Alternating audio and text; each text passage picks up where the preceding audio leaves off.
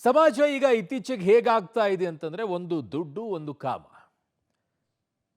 ಸ್ವಾರ್ಥ ಮನೋಭಾವನೆಗಳು ವಿಪರೀತವಾಗಿ ಹೆಚ್ಚಾಗ್ತಾ ಇದೆ. ಇನ್ನು ಉಳಿದವರು ಬದುಕಿದ್ರು ಸತ್ರ ನನಗೇನಾಗಬೇಕು ಅನ್ನುವಂಥ ಮಾನಸಿಕತೆ ತುಂಬಾ ಹೆಚ್ಚಾಗ್ತಾ ಇದೆ. ಅದರಲ್ಲೂ ಕೂಡ ಈ ಕಲಿಯುಗದಲ್ಲಿ ಕಾಮ ತಾಂಡವಾಡತ್ತೆ ಅಂತ ಹೇಳ್ತಾ ಇದ್ದಿದ್ದು. ಅದಕ್ಕೋಸ್ಕರ ಬೇರೆ ಬೇರೆ ಕಡೆಗೆ ನಿಮ್ಮನ್ನ ಧ್ಯಾನದ ಕಡೆಗೆ ಆಸಕ್ತಿಯನ್ನು ತಗೊಳ್ಬೇಕು ಅಂತೇಳಿ. ಬಟ್ ಇತ್ತೀಚೆಗೆ ಹಂಗಾಗ್ತಿಲ್ಲ, ವಿಪರೀತವಾಗಿ ಆಗ್ತಾ ಇದೆ. ಅವನ ವಯಸ್ಸು 18, ಅವಳ ವಯಸ್ಸು 36 ವರ್ಷ.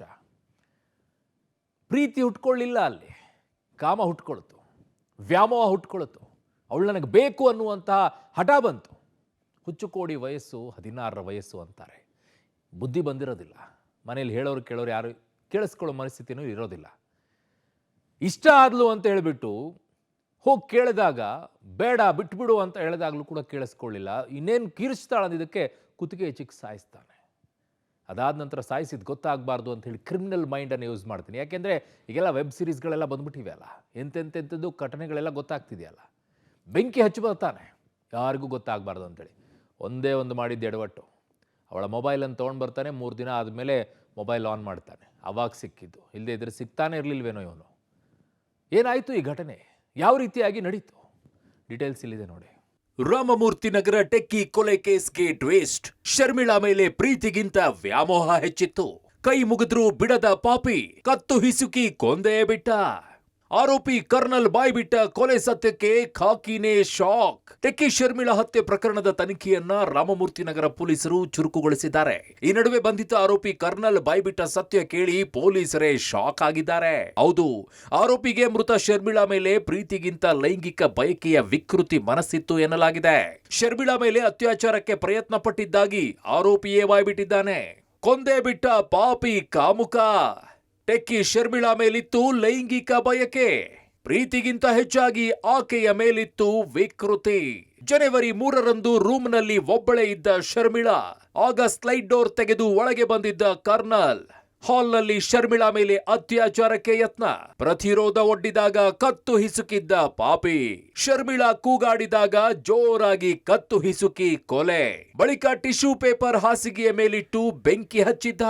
ಬೆಂಕಿ ಹಾಸಿಗೆಗೆ ಹೊತ್ತಿಕೊಳ್ತಾ ಇದ್ದಂತೆ ಬಾಲ್ಕನಿ ಡೋರ್ ಮೂಲಕ ಎಸ್ಕೇಪ್. ರಾಮಮೂರ್ತಿ ನಗರದಲ್ಲಿ ಟೆಕ್ಕಿ ಶರ್ಮಿಳಾ ಕೊಲೆ ಪ್ರಕರಣ ಸಂಬಂಧ ಆರೋಪಿ ಕರ್ನಲ್ ಕುರುಪ್ನನ್ನ ವಿಚಾರಣೆಗೆ ಒಳಪಡಿಸಿದಂತಹ ಪೊಲೀಸರೇ ಶಾಕ್ ಆಗಿದ್ರು. ಕಾರಣ ಆತ ಹೇಳಿದಂತಹ ಸ್ಟೋರಿ ಕೇಳಿ ನಿಜಕ್ಕೂ ಪೊಲೀಸರು ದಂಗಾಗಿದ್ರು.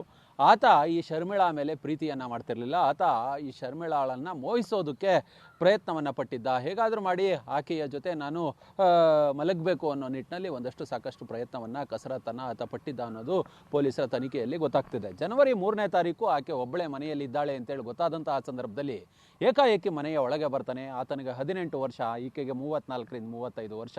ಒಬ್ಬಳೇ ಮನೆಯಲ್ಲಿದ್ದಂತಹ ಸಂದರ್ಭದಲ್ಲಿ ಏಕಾಏಕಿ ಬಂದು ಆಕೆಯನ್ನು ಹಿಂದಿನಿಂದ ತಪ್ಪಿಕೊಳ್ಳೋದಕ್ಕೆ ಪ್ರಯತ್ನವನ್ನು ಪಡ್ತಾನೆ. ಆ ಸಂದರ್ಭದಲ್ಲಿ ಆಕೆ ಪ್ರತಿರೋಧವನ್ನು ಒಡ್ಡಿ ಕೂಗಿಕೊಂಡಂತಹ ಸಂದರ್ಭದಲ್ಲಿ ಆಕೆಯ ಬಲವಾಗಿ ಆಕೆಯ ಬಾಯಿಯನ್ನು ಮುತ್ತಾನೆ. ಮತ್ತು ಈಕೆ ಕಿರ್ತಿದ್ದಾಳಲ್ಲ ಅಂತೇಳಿ ಆಕೆಯ ಕುತ್ತಿಗೆಯನ್ನು ಹಿಸುಕಿ ಕೊಲೆಯನ್ನು ಮಾಡುವ ಕೆಲಸವನ್ನು ಕೂಡ ಮಾಡಿದ್ದಾನೆ. ಯಾವಾಗ ಆಕೆ ಈ ರೀತಿಯಾಗಿ ಆತ ದುಷ್ಕೃತ್ಯವನ್ನು ಎಸ್ಕೋದಕ್ಕೆ ಬಂದು ಶರ್ಮಿಳಾ ಕೈ ಮುಗಿದು ಪರ್ಪರಿಯಾಗಿ ಕೇಳ್ಕೊಂಡಿದ್ದಾಳೆ, ನನ್ನೇನು ಮಾಡಬೇಡ ಬಿಟ್ಬಿಡು ಅಂತೇಳಿ.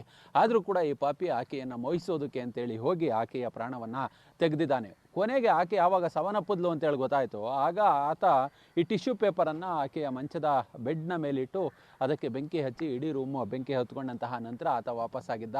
ಯಾವಾಗ ಈಕೆ ಬೆಂಕಿಯಿಂದ ಸತ್ತೋದ್ಲು ಅಂತೇಳಿ ಒಂದಷ್ಟು ಮಾಹಿತಿಗಳು ಸುದ್ದಿಗಳು ಹರಿದಾಡಿದ್ವು, ಆಗ ಆತ ಆಕೆಯ ಮೊಬೈಲನ್ನು ತಂದಿದ್ದಂತಹ ಮೊಬೈಲ್ಗೆ ಈತನ ಸಿಮ್ಮನ್ನು ಹಾಕ್ಕೊಂಡ. ಆಗ ಪೊಲೀಸರು ಈತನನ್ನು ಅರೆಸ್ಟ್ ಮಾಡುವ ಕೆಲಸವನ್ನು ಮಾಡಿದ್ರು. ಇದೆಲ್ಲವನ್ನು ಕೂಡ ಇದೀಗ ಪೊಲೀಸರ ಮುಂದೆ ಆತ ವಿಚಾರಣೆಯಲ್ಲಿ ಬಾಯ್ಬಿಟ್ಟಿದ್ದಾನೆ. ಮತ್ತು ಇದೀಗ ಪೊಲೀಸರು ಈ ಪೋಸ್ಟ್ ಮಾರ್ಟಮ್ ರಿಪೋರ್ಟ್ ಮತ್ತು ಆ ಮನೆಯಲ್ಲಿ ಸಂಗ್ರಹಿಸಿದಂತಹ ಒಂದಷ್ಟು ಕೆಲ ಮಾದರಿಗಳನ್ನು ಇದೀಗ FSLಗೆ ಕಳಿಸಿದ್ದಾರೆ. FSL ರಿಪೋರ್ಟ್ಗಾಗಿ ಪೊಲೀಸರು ಕಾಯ್ತಿದ್ದಾರೆ. 1.5 ತಿಂಗಳಿನಿಂದ ಶರ್ಮಿಳಾ ಫಾಲೋ. ಟೈಮ್ ನೋಡಿಕೊಂಡು ಕೃತ್ಯ ಎಸಗಿ ಎಸ್ಕೇಪ್. ಹೌದು, ಶರ್ಮಿಳಾ ಮೇಲಿನ ಮೋಹಕ್ಕೆ ಆರೋಪಿ ಕರ್ನಲ್ ಟೆಕ್ಕಿಯನ್ನ 1.5 ತಿಂಗಳಿನಿಂದ ಫಾಲೋ ಮಾಡಿದ್ದ. ಆಕೆ ಕೆಲಸಕ್ಕೂ ಹೋಗುವಾಗಲೂ ಫಾಲೋ ಮಾಡಿದ್ದ. ನಿತ್ಯ ಟೆರೆಸ್ ಮೇಲೂ ಆಕೆಯನ್ನ ಅಬ್ಸರ್ವ್ ಮಾಡ್ತಾ ಇದ್ದ. ಆಕೆ ಮನೆಗೆ ಬರುವ ಸಮಯ, ಮನೆಯಲ್ಲಿ ತಂಗುವ ಸಮಯ ಎಲ್ಲವನ್ನ ನೋಡಿಕೊಳ್ತಾ ಇದ್ದ. ಆಕೆ ಮೇಲೆ ಮನೋವಾಂಛೆ ಇಟ್ಟುಕೊಂಡಿದ್ದ ಕರ್ನಲ್ ಕೊನೆಗೆ ಪ್ಲಾನ್ ಮಾಡಿ ಜನವರಿ 3ರಂದು ಪ್ಲಾನ್ ಮಾಡಿ ಮನೆಗೆ ನುಗ್ಗಿದ್ದ. ಬಳಿಕ ಆಕೆಯ ಮೇಲೆ ಅತ್ಯಾಚಾರಕ್ಕೆ ಯತ್ನಿಸಿದಾಗ ಪ್ರತಿರೋಧ ತೋರಿದ್ದಕ್ಕೆ ಕೊಂದು ಮುಗಿಸಿದ್ದ. ಸದ್ಯಕ್ಕೆ ಮರಣೋತ್ತರ ಪರೀಕ್ಷೆ ಸೇರಿ ಕೆಲ ಸ್ಯಾಂಪಲ್ಸ್ ಅನ್ನ FSLಗೆ ಕಳುಹಿಸಲಾಗಿದೆ. ಎಫ್ಎಸ್ಎಲ್ ರಿಪೋರ್ಟ್ಗಾಗಿ ಪೊಲೀಸರು ಕಾಯ್ತಾ ಇದ್ದು, ರಿಪೋರ್ಟ್ ಬಳಿಕ ಪ್ರಕರಣದ ಬಗ್ಗೆ ಇನ್ನಷ್ಟು ಸ್ಪಷ್ಟತೆ ಸಿಗಲಿದೆ. Narasimhamurthy, public TV, Bengaluru.